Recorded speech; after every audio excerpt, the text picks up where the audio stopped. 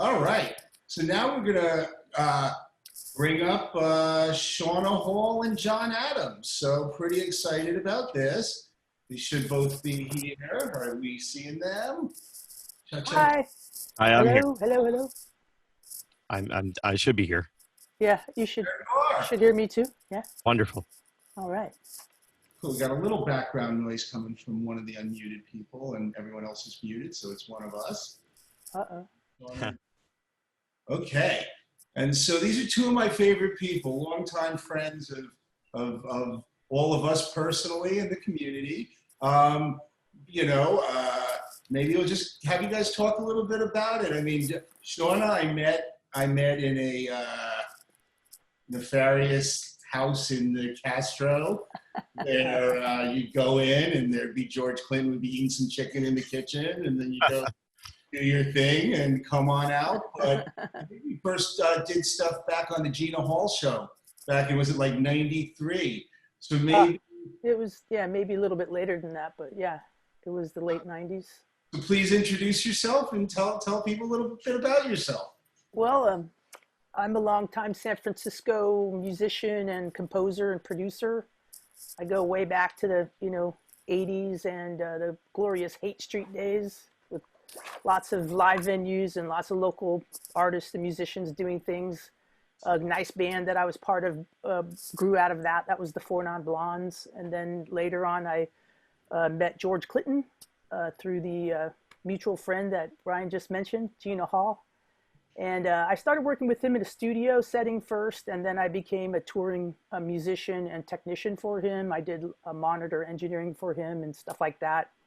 Between those two bands, I did some work in the tech, pioneer days in San Francisco, doing sound for some Macromedia products and for the Gina Hall show, which we won a Gulch Award for, which was, I guess, the first tech awards in San Francisco years ago. Animated platypus human who would interview people. It was way ahead of the time. Yeah, it was pretty cool.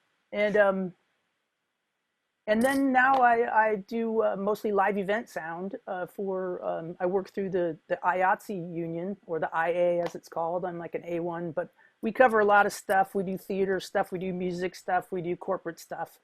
And I just love technology and mixing it with art. And so that's a nice fit for me right now. And so at the advent of this lockdown, it just struck me how suddenly the streaming world became the world, and I became really curious about how people were managing suddenly being thrust into this, particularly teachers and therapists. And my mother's a music therapist, so I started really boning up on the subject just to help her out, because I know how crucial the music is. The quality has to be good, and Zoom isn't kind to audio. So it took a lot of figuring out, but I was able to help her out, and that gave me a lot of satisfaction. And so I'm, that's kind of my thing right now. I like to help people with their sound. Very cool. Okay. Well, we'll go to John. We're having like wrestling because we're like each unmuting each other. And So I'll use the space bar to unmute myself, so you don't have to mute me. I'll take care of it. So my name is John Adams. I have kind of an interesting background in that during my day job, I've worked for a lot of social media and technology companies. So sort of my claim to fame is I was a very early engineer at Twitter, and I learned a lot about dealing with things like internet freedom and privacy and security and things like that. And then my evening jobs and side business has always consisted of dealing with music and video and audio production.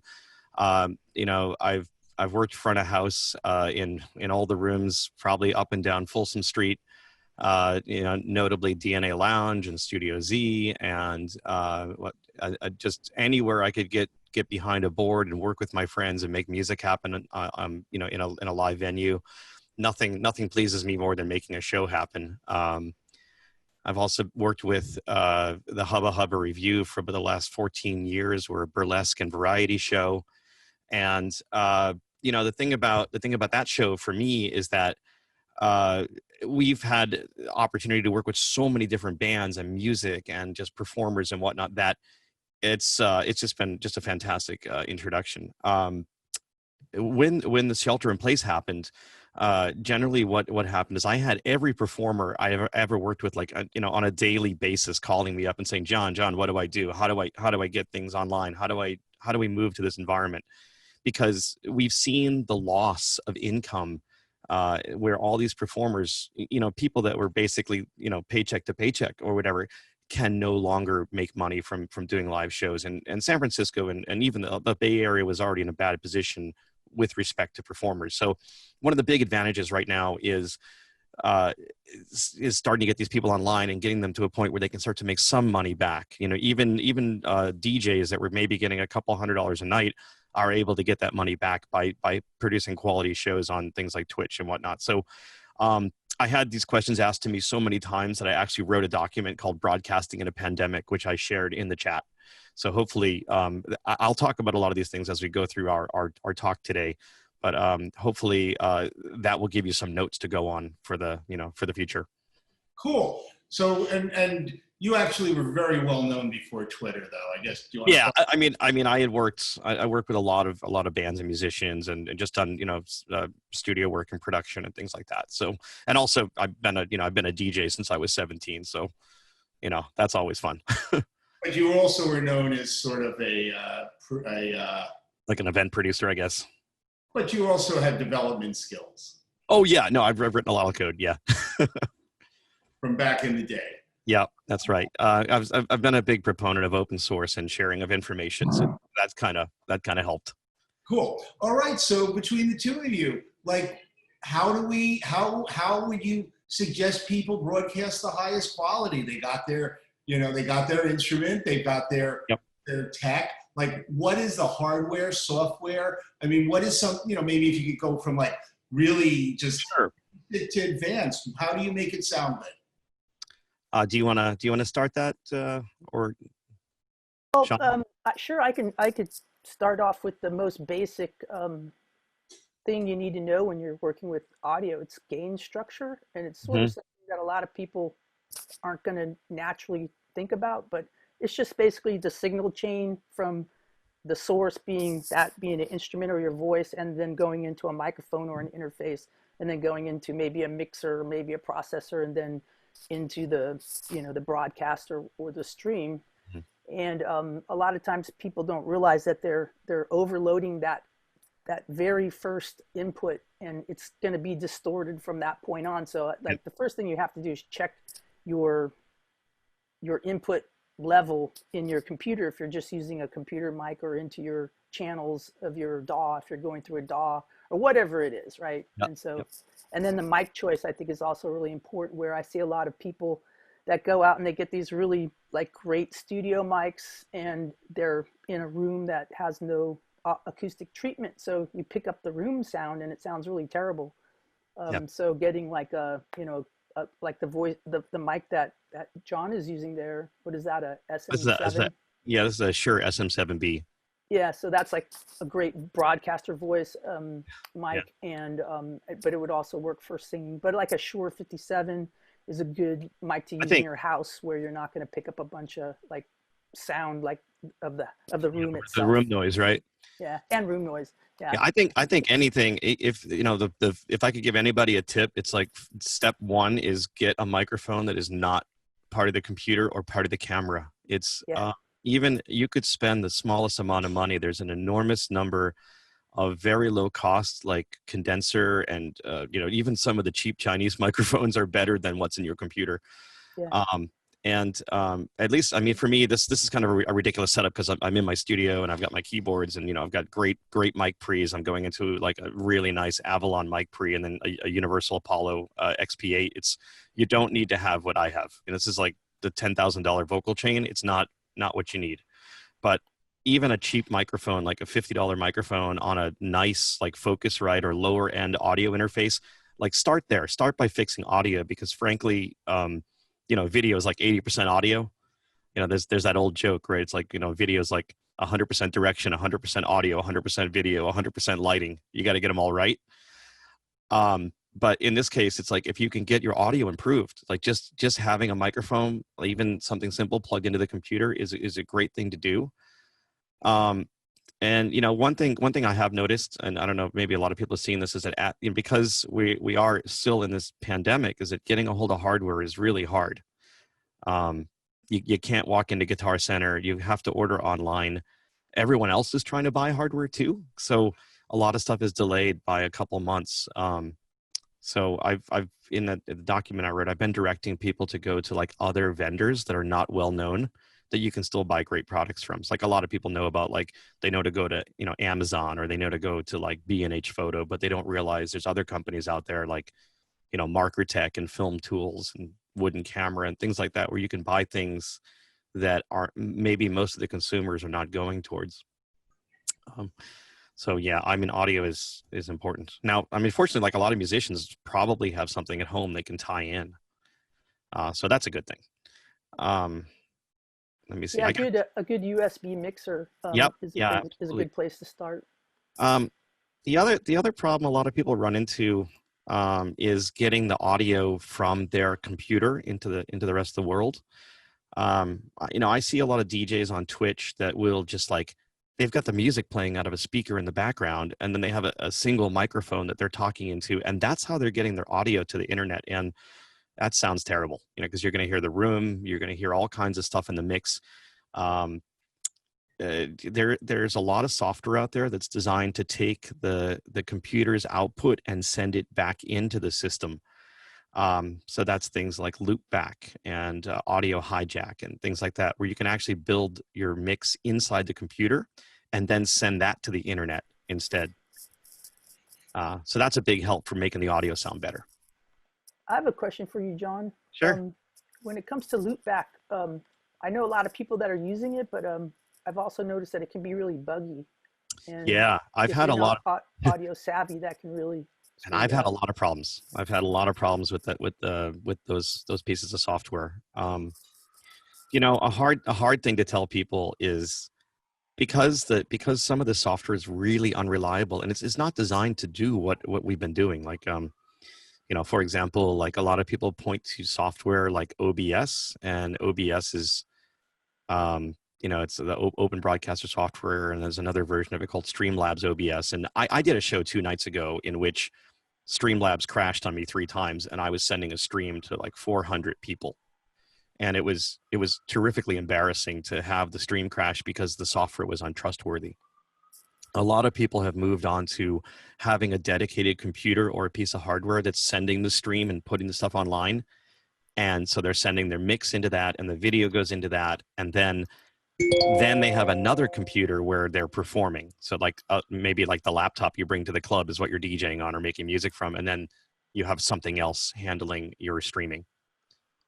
But yeah, it's interesting to see the computers and the software fall over as you're giving it all this extra work, and it's not expected.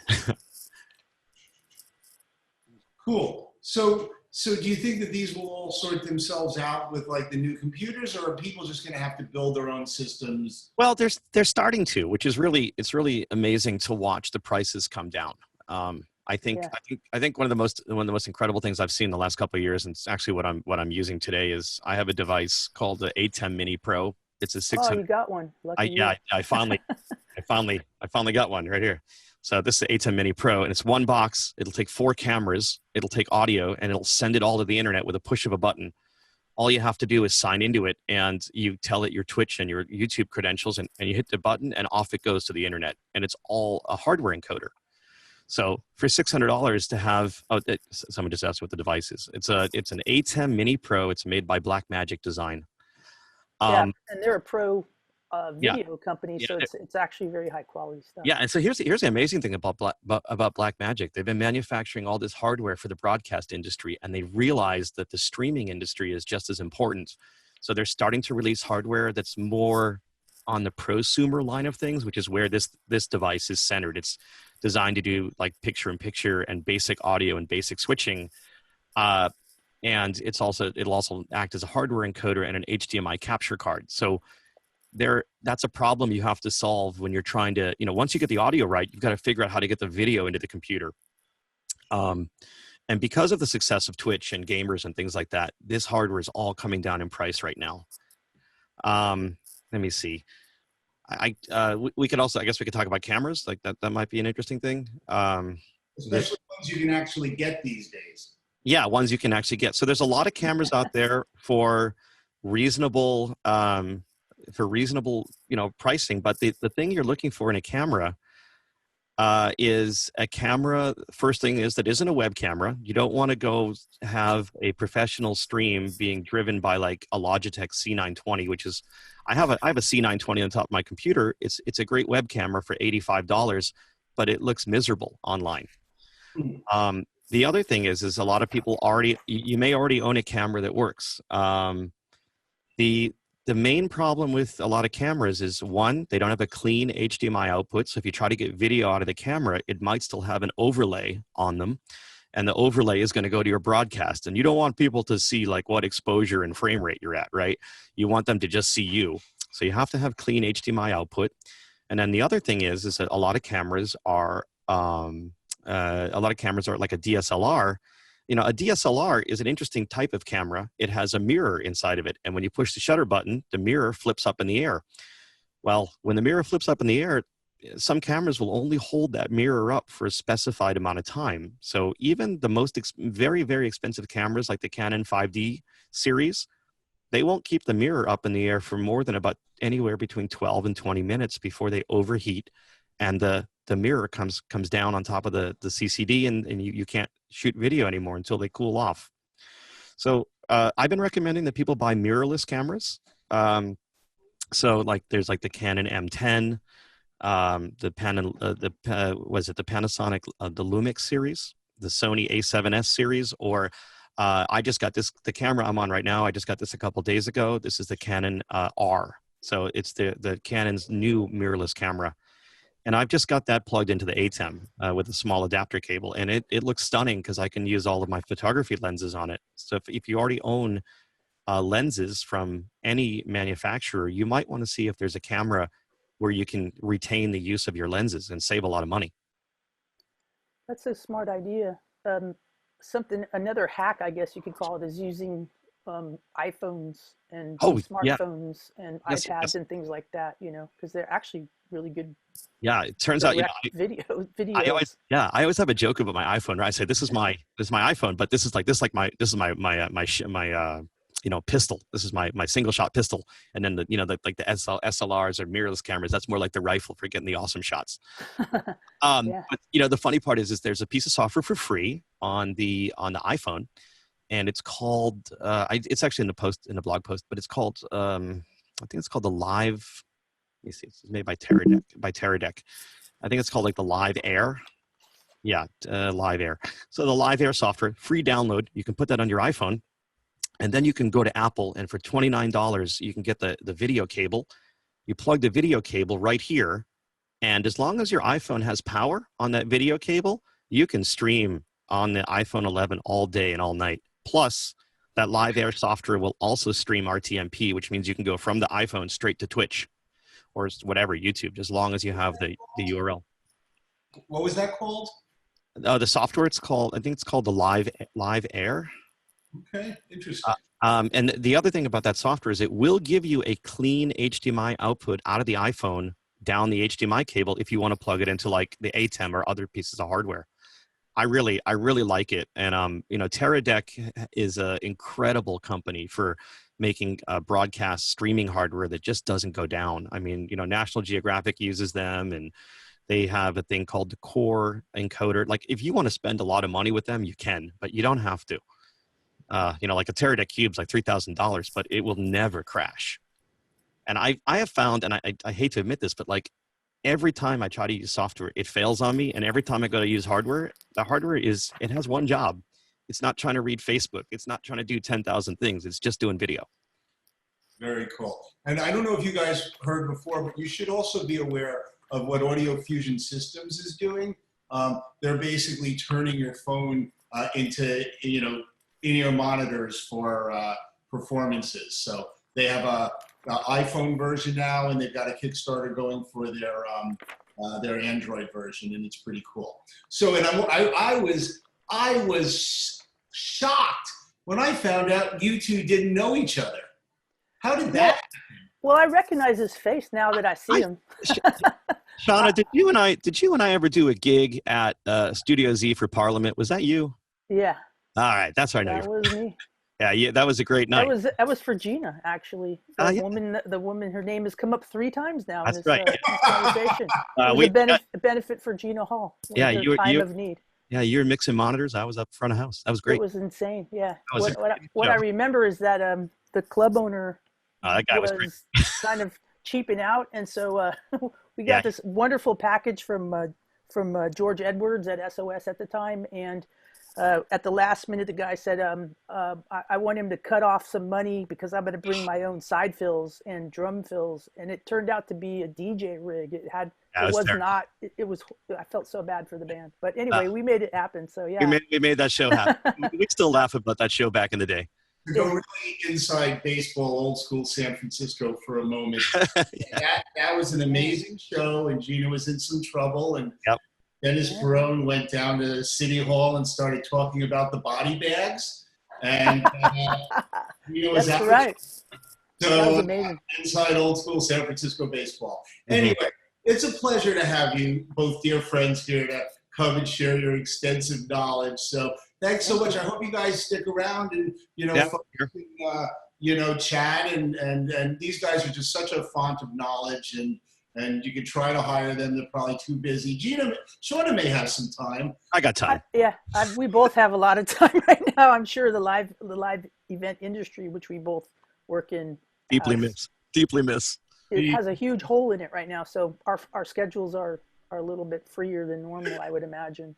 Okay, then you can hire them. All right. So, yeah, I'm gonna say one last thing too. If you are using Zoom, there are a few settings that you can you can make your audio sound better, and they're basically in the audio preferences, and then there's an advanced page that you could get to from the first audio preferences that really has the real magic. But you just want to make sure your microphone is not trying to control things, so you just want to disable the automatically mute background noise and that kind of stuff. That's kind of what makes the sound go in and out. And I can I'll put my email in the chat here if anybody has any questions about that kind of stuff. I'd be really happy to just email you a PDF or walk you through stuff. The only person in the world who still has a reason to have an AOL email address. It's the most reliable one I have. You can try Shauna at shaunahall.com, but I might not get it. So all right. I'm back to the 1996 email. Great. You got to wrap up, John, or you got to? Yeah, I guess I just wanted to throw one little thing out there. We didn't really get to talk about software too much. I kind of badmouthed OBS and Streamlabs OBS. They do work. And they're open source, so God bless. And they are open source. Most of the larger streams I've been working on, we've been using something called Wirecast on the Mac. It's like, unfortunately, it's $600, but it just doesn't go down. Yeah, so, it's professional quality. Yeah, I've used that lots in the union. Yep, yeah. I've seen a lot of shows on that. And Lucento is also another professional. Yep. And audio. then. Yeah, and then one thing we might just want to throw out there is a lot of people wonder how to monetize and make money off of these streams. And there are services out there that do it. We haven't had a lot. I personally haven't had a lot of experience, but I know there are systems where you can. I think like InStreamer is one of them, where like basically they'll put a paywall in front of your stream, so you have to. Someone has to pay, so you can sell tickets to your live stream, and that's kind of a big deal. But we're still investigating that because we're trying. I mean, for me, I'm trying to figure out how to get Hubba back on the internet and get them making money again. So, maybe that's another blog post, right? But it's been a pleasure talking to everyone. It's really great to see you again, Shauna. So yeah, likewise. Thanks for having me, Brian. Thanks, everybody.